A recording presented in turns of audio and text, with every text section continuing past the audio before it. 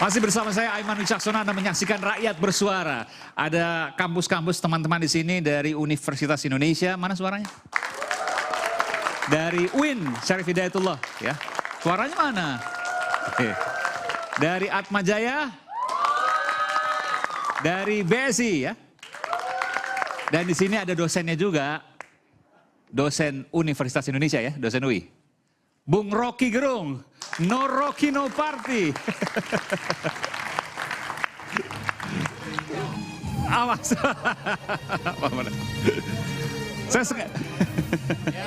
Saya sengaja undang Bung Rocky dulu sebelum saya mendengarkan jawaban dari Bung Natalius Pigai. Tapi saya nanti akan ke Bung Natalius Pigai. Izin ya Bung Natalius. Bung Pigai, saya ingin ke Bung Guntur Romli dulu. Tadi kan bicara 01 ya. Datanya apa sih? Kasih bocoran dong, bocor halusnya.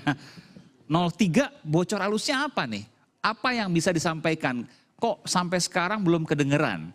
Apa sih kira-kira bukti yang akan diajukan? Nggak perlu banyak, tapi supaya publik juga paham. Oh iya ya, ada ini yang nanti mungkin akan dibawa. Silakan. Ya, kalau bicara soal bukti saya sepakat dengan Bung Refli tadi bahwa itu nanti urusan belakangan. Setelah ada angket, kemudian juga gugatan di MK. Tapi pada intinya kita kan sebenarnya merasakan bahwa pemilu kali ini ada anomali. Ada keganjilan, ada keanehan.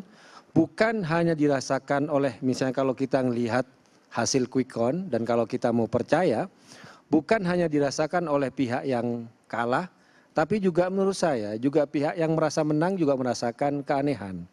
Misalnya suaranya Mas Ganjar kalau kita percaya pada quick count itu di bawah suara partai. Ini anomali yang pertama. Selain split ticket voting. Ya, kemudian kedua, di Gerindra juga merasakan yang sama. Ya. Kok bisa suaranya nomor 3, padahal capresnya adalah orang Gerindra. Satu putaran. Ya, kemudian juga misalnya di pihak Nasdem, kemudian PKS juga merasakan yang sama. Itu kan, ternyata suaranya di bawah PKB. Oke, itu kan fenomena. Tapi kalau bicara soal angket, bicara soal MK harus Nah membukti. ini saya bicara, karena ini kayak kita mau masuk tentang soal merasakan kecurangan, merasakan keganjilan, merasakan keanehan, yang semua orang merasakan itu. Termasuk juga misalnya hasil suara pemilu di luar negeri. Pemilih luar negeri yang rata-rata dalam setiap pilpres itu, biasanya yang menang di pemilu luar negeri itu, di dalam negeri juga menang. Oh itu, nah, ini, jadi siapa yang menang di pemilu ya, luar negeri ada pola seperti itu. Lihat saja, di dalam 2000, lihat saja pemilihnya SBY, kemudian Jokowi, ya dalam setiap pilpres ada pola seperti itu. Nah cuma sekarang kan makanya disebut dengan anomali. Nah anomali itulah yang dirasakan semacam ada kecurangan-kecurangan itu.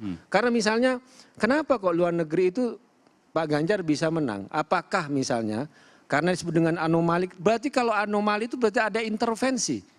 Ketika mengubah pola yang selama ini yang ada intervensi, ada yang disebut dengan operasi terhadap pemilih. Nah mungkin pemilih luar negeri tidak kena operasi karena mereka tidak ada yang namanya aparat, tidak ada yang namanya penyelenggara yang ini bisa harus dibuktikan berpihak. loh, kalau enggak makanya kita bicara, kita merasakan ya. Mas Eman jangan takut, kita bicara soal dalam konteks kebebasan Mas Eman. Tenang aja. Media. Ya kan? Tenang aja. Karena nanti kita akan semuanya akan kita buktikan dalam gugatan di MK dan gugatan di angket. Aiman ini bisa jamin nggak kita ngomong ini bebas gitu? Ini kan susah juga nanti tiba-tiba habis ngomong dilaporin kita. Ya, karena ini pengantar.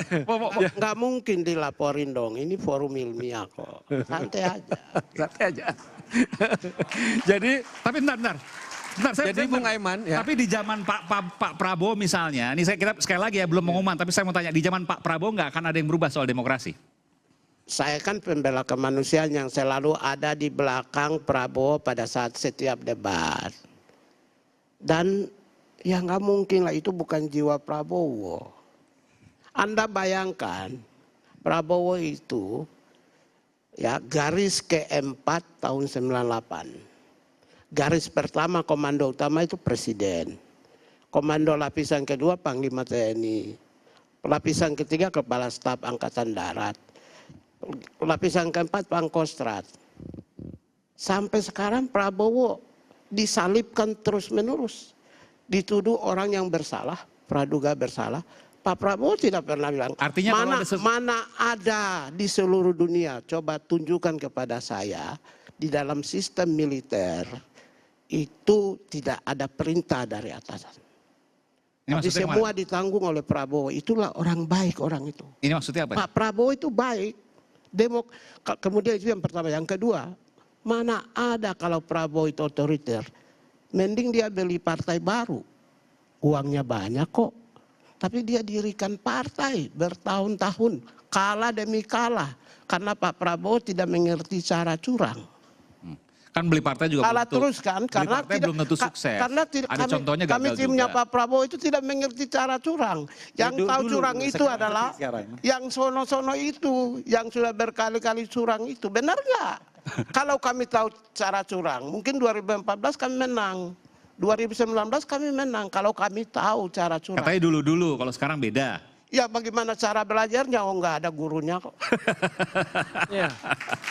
Gak ada gurunya. Gurunya ada parkir di partai-partai yang Nggak ada pendukung. gurunya katanya. Enggak, gurunya kan ada di partai-partai yang Kan sono. gurunya kan bersatu sekarang. 2014, Jadi- 2019 gurunya kemudian ngajarin kan. Oh enggak, Pak Jokowi kan bukan gurunya. Kan kalian sendiri yang mengatakan Pak Jokowi itu bukan orang yang mengambil keputusan tunggal. Yang pengambil keputusan tunggal itu ada di 01 dan 3. Ini makin ke Itu depan, saya makin khawatir ada yang melaporkan nanti. Jangan, Jadi- kita stop sini aja. Kita stop sini aja. Bukan. Jadi percayalah Pak Prabowo adalah manusia demokratis. Semua orang bebas bicara, tapi jangan menyerang Dan individu. ketika nanti misalnya dinilai kemudian ada permasalahan dalam demokrasi, maka Bung Pigai menjadi orang pertama yang akan mengkritik Pak Prabowo. Berani ngomong. Oh, itu sudah pasti dan saya tidak akan kritik karena Pak Prabowo pasti berdemokratis. Oke, baik. Ya, kita Tidak akan lihat. kritik. Oke, kita berikan. Kita lihat aja. Saya pikir, oh pasti saya akan melakukan itu. Ternyata, oh pasti saya tidak akan kritik. Ya sudah, nggak apa-apa. Itu pendapat, kita hargai. Ya, Bung Bang Rom. Eman, jadi kembali ke soal anomali dan keganjilan, keanehan itu yang kita rasakan sebagai Sebelum Dugaan, brother, gini, saya mau kecurangan. nanya. Ini brother ini, Pak Guntur ini lebih banyak bilang anomali pemilu kali ini dibanding 2019. Bisa dijawab juga oleh Bang Rocky. Pemilu kali ini paling buruk atau 2019? Saya mau pemilu nanya. kali ini tentu saja. Oke, Yang paling Bang buruk. Rocky, buruk nggak pemilu kali ini dibanding 2019? Saya nanya dulu. Ini Jangan penting. bangunin macan tidur. Nggak apa-apa, silakan macan ini juga lebih macan. Buruk nggak? Saya nanya Bang Rocky jawab dulu, singkat aja. Iya, saya takut menjawab macan. Menjawab kucing saya berani. Berarti Bang Rocky takut menghadapi saya. Bukan takut menjawab, takut menjawab pada kucing itu. Begini, kucing mau menjawab sekarang. Kucing kadang-kadang gini, ibarat gajah kan. Gajah nggak pernah bunuh semut Pak, tapi semut bisa menyengat gajah. Jadi kalau di sana gajah, di sini semut. Dia nggak akan pernah. Terlepas dari itu. Gini. Karena itu metafornya dimengerti. Kucing itu punya 9 nyawa, itu Ya. masalahnya. Jadi pertanyaan saya, Maksudnya apa Bung Rocky? pemilu Sudah kali jawab, ini maksudnya gini. Kaitannya apa tuh? Saya mau nanya, pemilu kali ini lebih buruk dari 2019 nggak? Saya tunggu rakyat bersuara melalui... Oh, itu angket. berarti takut kalau saya jebak. Bukan apa pertanyaannya, Pigai? Saya mau jebak. Ya, jebak aja coba. Ini saya jawab dulu. Saya mau jebak, pemilu kali ini lebih buruk dari 2019 nggak? Parameternya lebih buruk dari. Problem kita jujur atau tidak pemilu hari. Gini, Bukan dibandingkan. Pemilu Kenapa? itu adalah etalase nilai demokrasi, hak asasi manusia, perdamaian dan keadilan. Enggak, itu enggak ada Saya urusan jelasin dengan- dulu. Gini. Dengar dulu. Ya, oke. Kalau 2019 itu 775 orang nyawa manusia mati. Hari ini tidak ada. Ada 125. Ada Bung Pigai. Anda jangan 100 berapa? Anda 125. jangan Ya, menutupi. dari sisi kuantifikasi angka, perbandingan. 700 Orang mati nggak bisa dilihat hanya sebagai angka. Enggak, saya mau Bung Pigai. angka kuantifikasi. Orang meninggal satu pun bermasalah. Kuantitas. Jadi jangan dilihat hanya statistik. Satu ya, 775 dibanding 100 sekian. Satu ya. Yang kedua, pemilu 2019, Rocky Gerung, Natalius Pigai dilaporin polisi, diperiksa. Bahkan Pak Prabowo calon presiden aja mau dipanggil Pak. Baru saya datang berkali-kali ke Pak Tito. Saya bilang, ngapain Pak? Kok calon presiden Bapak mau panggil?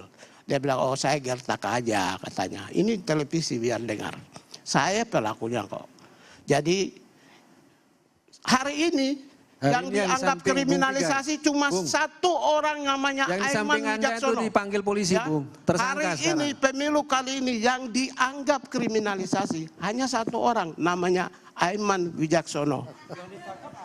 Kalau Yang ditangkap ada. 2019 berapa puluhan orang, ini Rocky, saya, kami dua korban. Jadi anomali dan buruk nggak pemilu ini? Angka ini Pak, data ini Pak, mau pakai data yang tadi, data dari media. Tapi saya nggak setuju kalau bicara soal perbandingan angka. Ini Harus nyata. diakui bahwa ada dan itu cacat dalam demokrasi. Ya ini kan nyata, saya sampaikan data. Semua orang tahu, adik-adik juga tahu kok. Iya, artinya tidak bisa Sekarang dibandingkan kemudian bukti. ketika angka Sekarang itu saya kemudian lebih bilang banyak dan bukti. lebih sedikit. Kalian mau ajukan bukti pakai Tempo, pakai Dirty Vote film yang diambil dari cuplikan-cuplikan media. Brother, sarjana hukum, ahli hukum, brother juga sama. Semua media atau dokumen apapun harus sah dulu di pengadilan. Bawa dulu dari Tempo punya itu dan media-media itu disahkan dulu pengadilan bahwa itu menjadi bukti otentik baru diajukan. Kalau hanya sekedar ini, sayang banget ahli-ahli yang ada di 01 dan 03. Silakan jawab. Oke. Wah, saya suruh jawab. Tadi Bung Rocky dulu, Bung Rocky. Oh, Bung Rocky dulu. silakan Bung Rocky. Oke. Perbandingan angka, tadi ada yang meninggal, ada yang dilaporkan dan lain sebagainya. Silakan. Ya kalau soal angka TPS ada berapa jumlahnya? 800.000 sekian, 820.000. Ya, dia nggak hafal kan, saya hafal 823.220. Oke. Oke. Nggak hafal kan, itu menunjukkan kalau dia nggak pintar-pintar amat. Yes. Gini, saya hafal tapi biasanya lebih hafal. Saya itu hafal, tapi biasanya lebih hafal kalau sudah dikasih kuasa untuk membela. Saya kan tidak dikasih kuasa untuk membela. Kalau abang kan sudah dikasih kuasa untuk, harus dong hafal semua. Belum ada kuasanya. Silakan Bung Rocky, silakan Bung Rocky. Iya, ada 800.000 TPS, dibulatin aja itu. Gak ada yang bermasalah emang, baik-baik aja. Hanya ada satu TPS yang bermasalah tuh. TPS di Mahkamah Konstitusi. Yang surat-suaranya dicoblos Jokowi langsung di situ. Udah dicoblos di Mahkamah Konstitusi kan?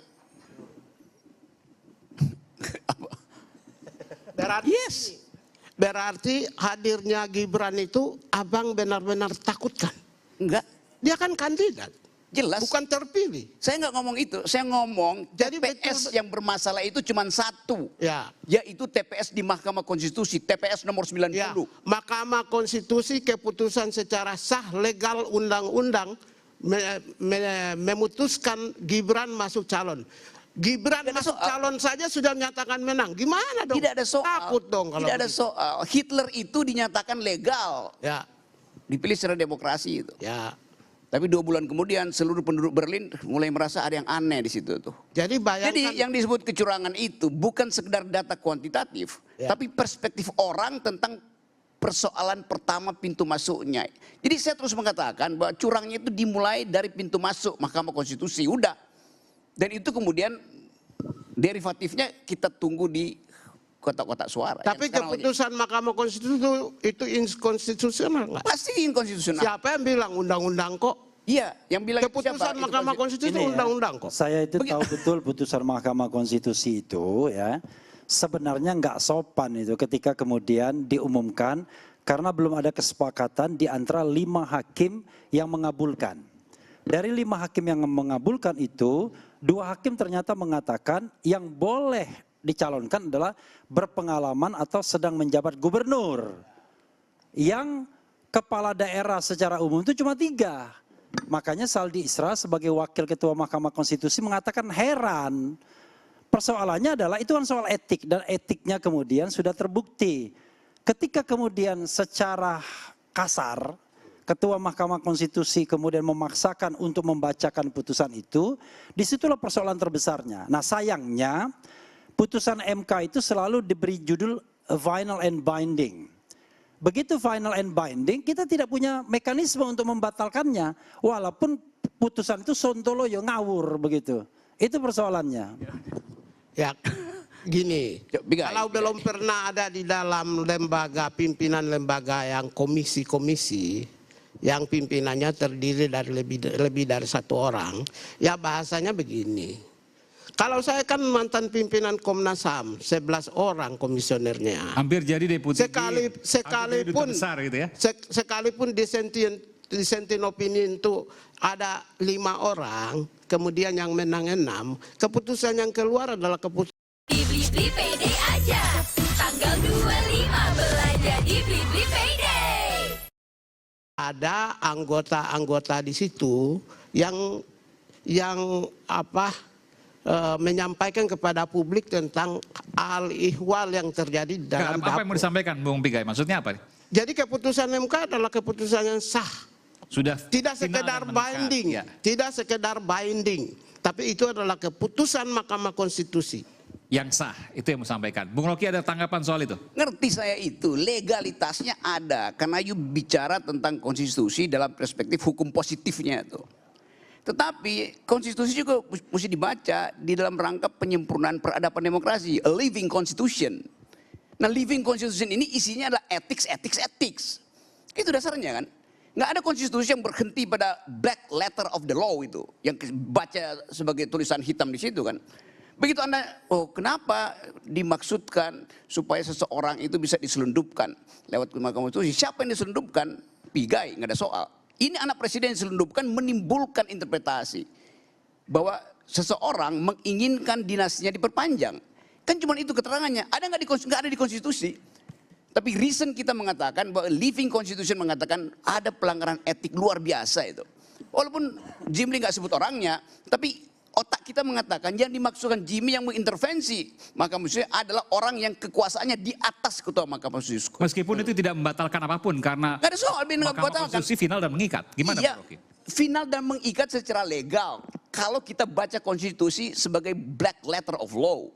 Tapi kalau kita kasih interpretasi bahwa itu konstitusi yang ingin menghidupkan the guardian of the constitution adalah Mahkamah Konstitusi, maka mesti ada judicial activism dari hakim-hakim itu untuk mengatakan memang tidak dilarang di situ, tetapi perasaan hakim mengatakan ada yang dari awal itu direncanakan untuk jadi jahat. Itu dasarnya. Nah, kecurigaan itu yang menimbulkan suara rakyat adalah suara angket. Oke. Nanti saya berikan kesempatan. Saya ingin sebenarnya ke Bung Fahri. Bung Fahri, bahwa ini kebetulan pakar hukum tata negara. Apa yang Anda mau sampaikan dari Bung Rocky? Iya, terima kasih. Ya, disampaikan Bung Rocky ini kan sebenarnya diskursus yang sebenarnya telah selesai. Kita tidak akan selesai nantinya kalau misalkan selalu mempersoalkan apa yang telah diputus sudah menjadi produk yang telah final dan definitif tentunya. Boleh saja diskursus yang disampaikan Bung Rocky, analisisnya itu kalau kita bawa di mimbar-mimbar kampus, kita jadikan sebagai satu kajian akademik untuk barangkali kita hasilkan suatu disertasi ataupun mungkin satu skripsi ataupun mungkin tesis. Oke. Tapi kalau kita dalam kehidupan bernegara itu ada kepastian. Jadi kehidupan bernegara itu tidak bisa kita gantungkan kepada sebuah diskursus yang tidak ada akhirnya. Tidak boleh kita bernegara dalam situasi untuk tidak selesai dalam perdebatan-perdebatan. Logikamu. Sebentar. Jadi kalau yang disampaikan oleh Bung Rocky tadi, saya katakan tadi kita pelihara menjadi sebuah etalasi akademik saja.